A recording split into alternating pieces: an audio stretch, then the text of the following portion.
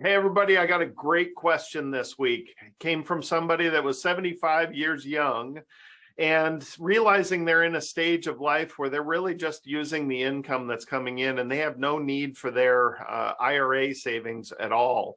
They don't need any of their required distributions, and they're trying to figure out, well, what's the best way to handle that situation? So I put some thoughts together on this and wanted to run through what we consider in situations like this.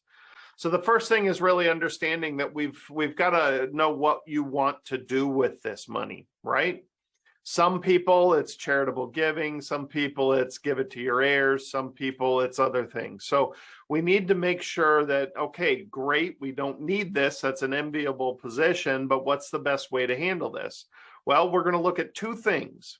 Taxation is the first thing, and the investing strategies is the second thing. So depending on your goals, we're going to tweak the behavior on each side of that: taxation and investing. So the first one, let's say you're charitable. Let's say you don't really have heirs that you want to leave millions of dollars to, and you're more on the charitable side. You have some charities you want to give to. Well, first things first, we're not going to try to start converting any of this to Roth. We're going to pull out the absolute bare minimum each year, and we're going to give it straight to charities. So the required distribution goes straight to a charity from the account. It will end up being tax-free on your tax return. That's the greatest thing.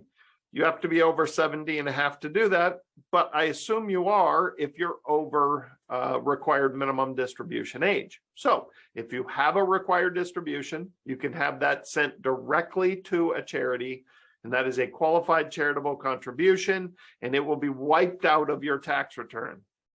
Okay, 10,000 goes out of an IRA. Normally you'd have to pay taxes on it, but on your tax return, it shows up as zero taxable. Okay, it shows you withdrew it, but none of it was taxable. That's fantastic. So since we don't need the money for ourselves, we don't want that extra taxation, give it to a charity. Nobody pays the taxes, and that's wonderful. Okay, from an investing standpoint, that is a withdrawal of money. Okay.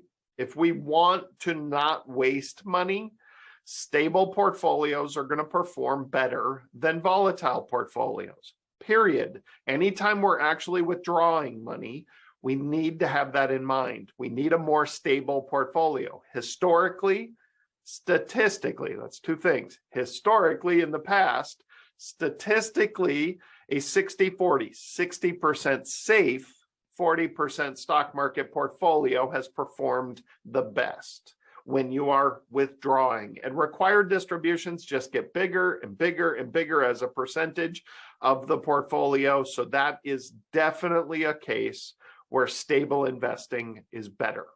Okay, so that's for people that want to give along the way and then give at the end. Next, what if you want to preserve for later expenses? You're worried about the long-term care, you're worried about just future expenses, and you kind of don't want to use up this money now. You want to use it as that nest egg for later.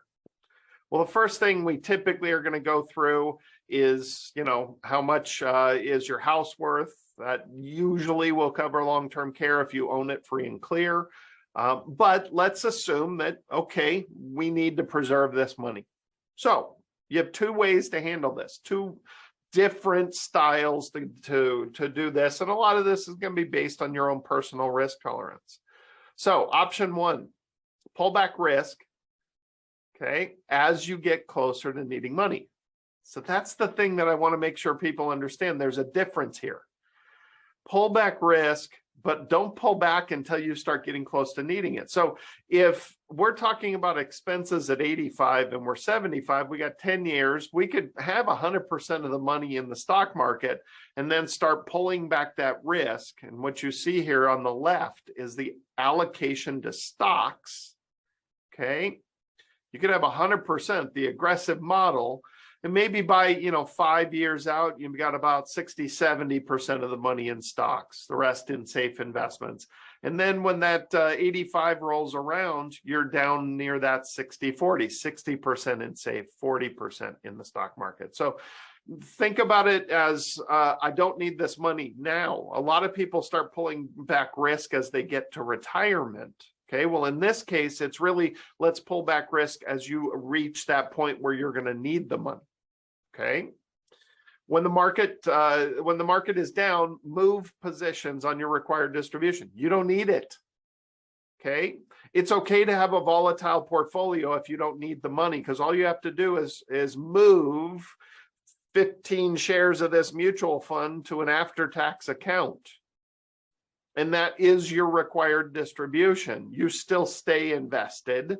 You just move the investment to a different account and make sure the taxation occurs. And so if you have Fidelity or TD Ameritrade or Schwab or any of those big entities that have and hold your IRA, you simply own a separate account that is an after-tax account and have them move the positions over instead of taking the required distribution. You can just move positions. Okay, so that's not taking money out, which means volatility is just fine. You don't need the money, just move the positions over. Okay, so that's more of the aggressive way to handle not needing this IRA money. Keep it invested, keep it growing, pull back when you start needing that money as you grow closer to that point where you need the money. Okay, option 2. We don't really know when in the future we need the money. It could be tomorrow, it could be the next day, it could be anything in the future. We don't know, okay? So in this case, stabilize the portfolio.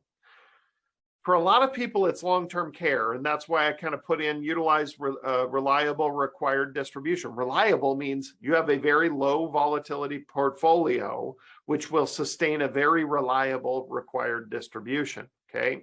That's the first thing you want to do. And then you want to take these required distributions. And if it's really for long-term care, maybe you consider a life insurance policy or a long-term care insurance policy, some other investment that leverages the money to give you more money to cover that expense. Okay. So everybody looks at this stuff differently. Long-term care insurance is a difficult proposition, but if you qualify for life insurance, that's a great place to cover long-term care nowadays. Okay. So utilize this in a different way. Stabilize the portfolio so you know it's reliably there and the required distribution is reliable. Utilize that to reinvest in something that will better cover the expense that we're worried about in the future. All right, so that was kind of 2 different ways to handle somebody who's preserving this IRA money for a purchase later in life or an expense later in life.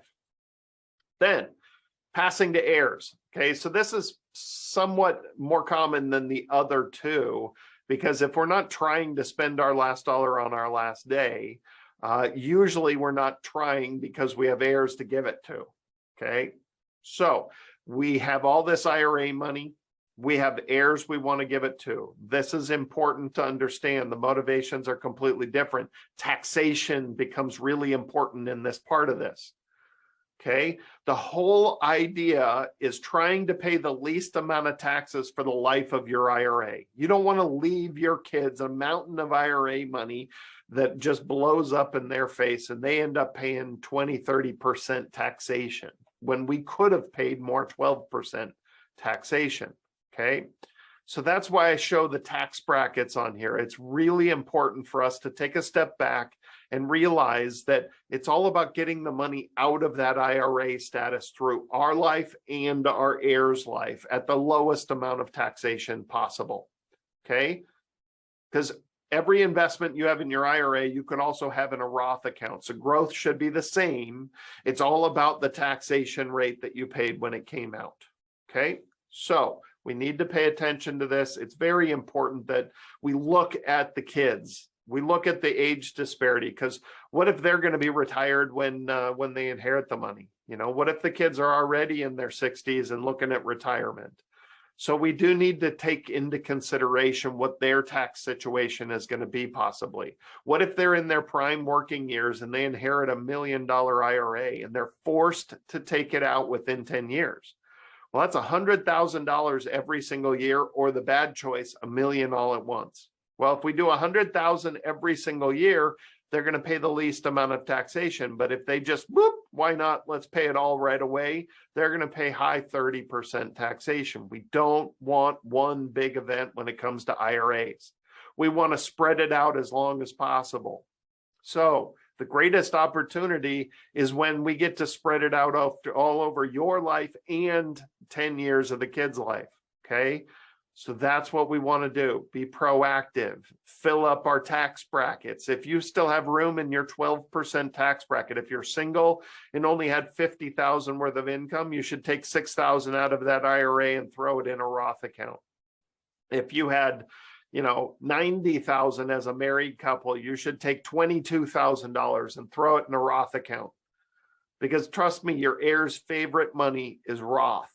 We get that for tax-free for 10 years. I can just let it grow, let it grow, let it grow, and don't touch it for 10 years and then pull it all out at once, completely tax-free. That's a huge benefit to your heirs. Okay, so think about that on the backside. Roth is their favorite money. So if we can pay lower taxation each year, a little bit extra every year, then we're going to want to do that. Okay. The other side of this, when it comes to investing, okay, we want to think about the investing side of this a little bit. Because again, if we're not actually taking the money out, we're just reinvesting it. Okay, the first part is taxation. The second part is investing. If we're just reinvesting it, we can move positions. And the coolest thing is when the stock market crashes and we want to move some money over to Roth, we could just move positions over to Roth, and when they grow back, you got all those positions growing back completely tax-free. It's actually a pretty great opportunity when the market falls to be able to move over to Roth. And you can just move those positions. All the big boys out there, if they're holding your stock account, they can do that. Now, most advisors don't really know how to do that or want you to do that or even hassle with it. But the reality is that can be the best way to handle a situation where you don't need your money. You're investing for your heirs. Your heirs are younger and are not going to need this money for quite a long time. So you should be aggressive in your investing strategies if you don't need the money for yourself. Okay, that's one way. There is another way. We also have lots of clients that enjoy giving now. They like helping out the grandkids. They want to help pay for some college. They want to help pay for, down payments on houses and maybe gift them some money to buy a car. Well, in that case, then we are withdrawing. If we are withdrawing those required distributions and giving them to the kids and grandkids, then stabilize the portfolio. Again, the difference of just reinvesting versus actually pulling the money.